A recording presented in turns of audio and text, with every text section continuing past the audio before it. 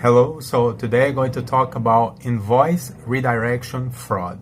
This is a crime that I was victim of 2 years ago, so I can talk about it firsthand, about how it happened to me and has been done since then in order to get this problem solved. And where I am right now. Okay, so invoice redirection fraud. It's a very popular crime. It happens all the time.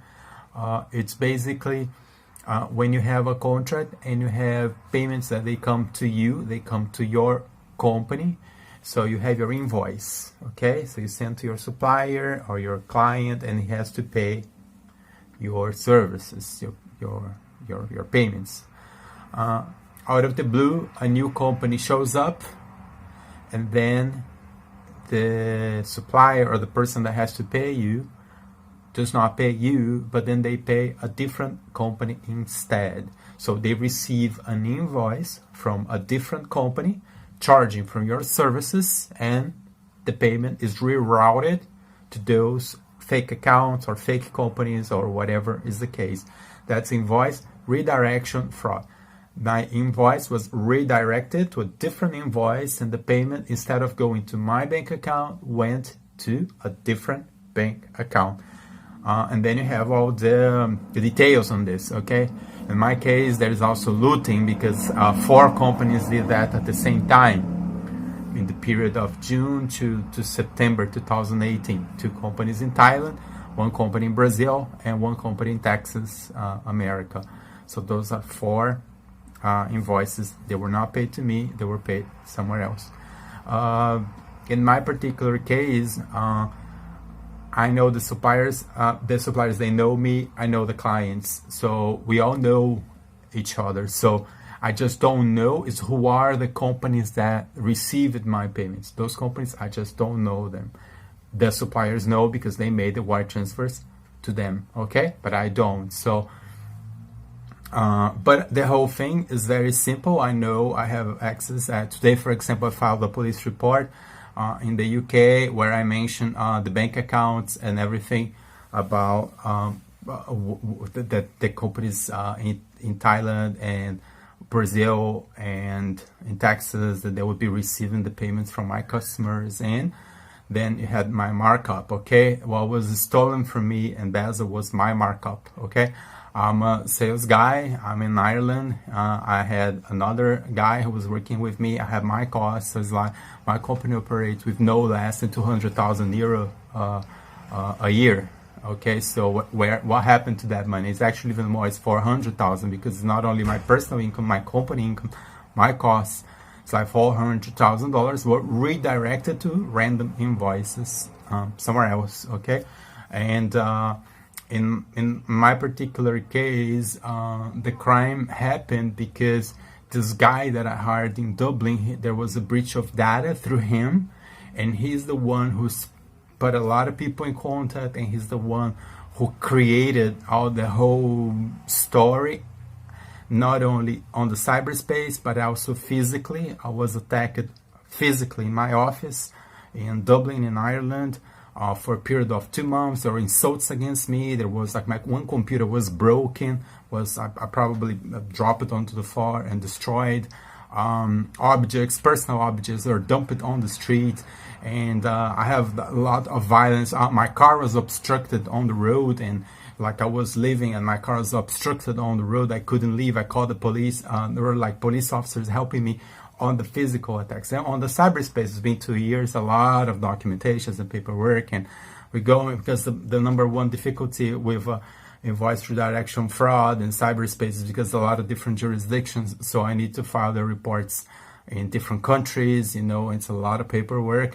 Like today, I spent the day filing reports in Thailand, for example, so I need to send all the paperwork to Thailand, and yesterday was the UK, last week was America, Texas again, a new report, Brazil, the same thing. So we keep filing all the reports and trying to put it all together in a way that the police will do their due diligence, which is very simple. It's just bust the 4 bank accounts, which I sent to the police already, all the details, and check where all the payments have gone and investigate who are the companies who received the payments.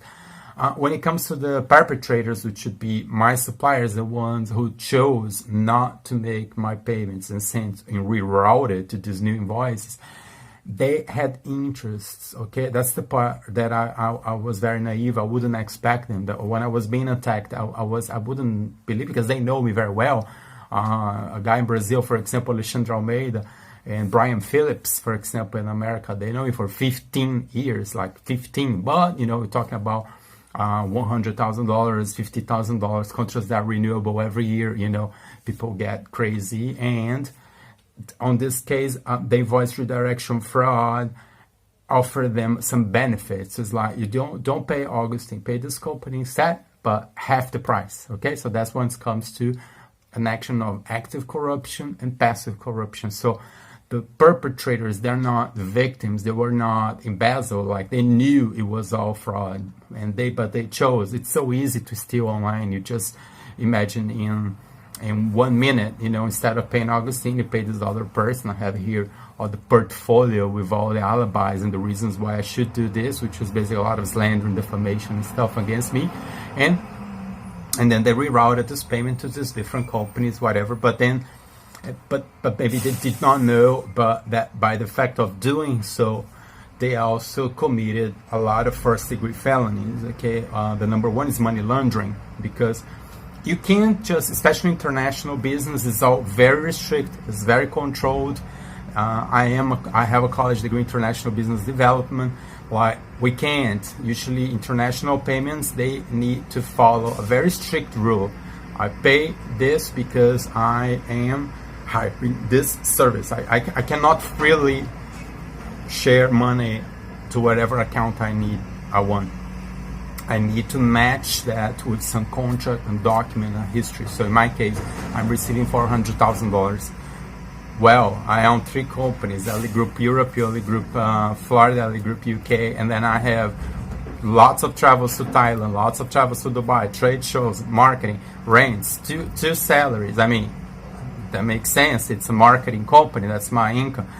But instead of paying me, you just go and send $100,000 to a company like in Dubai, to a guy in Orlando that has an office there. Like, why? And also because there is a price of approval, especially in the letters of credit that they come from Libya. Libya is very, very restricted. You can't just buy and sell. Like Libyans, they cannot even do wire transfers. They need to do a letter of credit. Everything is absolutely very, very controlled. And then if you're selling a product that's cost like 10% more expensive, but it's because you're paying for Augustin's services, which it's hours and hours and years of works and travels, and okay, but if you're adding money and then you're just wire transferring to random people across the globe, I'm sorry, you're doing money laundering. You are boycotting the Libyan Central Bank and the ABC Bank, which is the bank that approves those letters of credit. And then we have an absurd case from Jamie Williams, for example, from Wisconsin Finest Cheese, that he's even adding like 30%. They turned my business into a money laundering machine, like crazy stuff. Like instead of selling for $10 a case of cheese, now it's like $13 and like 30% more. It's like, okay. And the thing is that I work with import-export, and I would never do that. I'll freak out. So I told them, and then what they did, they kicked me out, and then they keep doing whatever, just all this thing. So that's invoice redirection fraud, okay? I'm just making this specific video because I got some questions about it. So that's the main picture of the fraud I was victim of, okay? That's the main picture. But then you have a lot of other crimes I've been victim of, which is like the slandering, the defamation, then there is money laundering, and that's more related to the perpetrators. They are the ones who committed money laundering. Then you have fraud, then you have embezzlement, and then you have looting too, which is the fact of 4 companies did that against me simultaneously. Okay, I was attacked simultaneously by a guy in Brazil, two girls in Thailand, and this guy in Texas, like 4. So it's looting. And then I also had the problem in San Martin, and another guy in Canada, another guy in Malta. They were harassing me online with life threats and accusations and insults. And people in San Martin, the Caribbean, also that they also sabotaged me. All of this was coordinated and happened at the same time. That's why I believe some sort of international organized crime institution, whatever that they made all of this against me. But you know, since then, I'm not going to new contracts. I have tried a little bit. I did some contracts in 2019, 2020. It's not really working because it's just not safe. I need to leave this all very clear and see what's happening in this case. I cannot go into new contracts if those cases are still open. They're not solved, and it's obviously going to happen again. Like, you know, and so we are there. So that's invoice redirection fraud. If anybody wants to know more, just go through my channel. Most of the frauds I've been victim of are on the Bring Civilization Back Trust playlist, okay, in my channel here. Okay, thank you, Augustin here. Thank you, LEGroup Industries. All right, cheers.